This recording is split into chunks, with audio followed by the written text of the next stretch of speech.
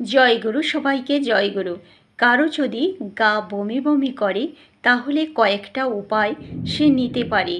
1 নম্বর হলো লবঙ্গ খেলে খুব ভালো কাজ দেয় গা বমি বমির ক্ষেত্রে।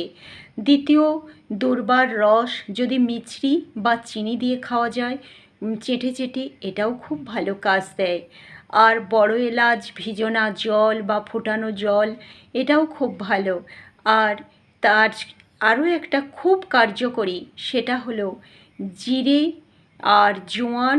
যদি এগুলো ফুটিয়ে খাওয়া যায় কিংবা যদি না ফোটানো সম্ভব হয়, জিরে জোয়ান একটু খেয়ে বা গুঁড়ো করে তার সাথে একটু বিট নুন দিয়ে এবং তার মধ্যে একটু লেবুর রস নিচুড়ে জলসহ এটা যদি খাওয়া যায়, সেই গা বমি বমি ভাব কিন্তু সঙ্গে সঙ্গে তার কমে যায়।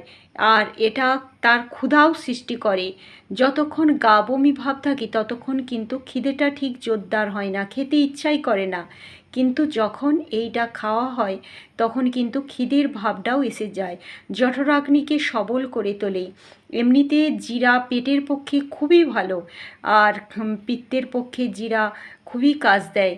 জিরা জোয়ানের চেয়েও জিরা পিত্তদোষে খুবই কাজ দেয়। আর তার সঙ্গে যদি বিট নুন বা সন্ধৈব লবণ বা যেটাকে সিন্ধুক নুন বা সেঁধা লবণ বলে, তার সাথে একটু পাতিলেবুর রস মিশিয়ে গরম জল বা হালকা ঈষদুষ্ণ জলের সাথে খাওয়া যায়, খুবই ভালো কাজ দেয়। আর থানকুনি পাতা, এটা তো ভালোই, যদি জোগাড় করতে পারা যায় ভালো।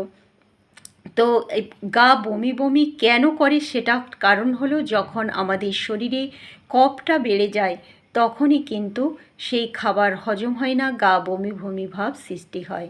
তো জয়গুরু, সবাইকে জয়গুরু। আজকের আমার আলোচনা এই পর্যন্তই।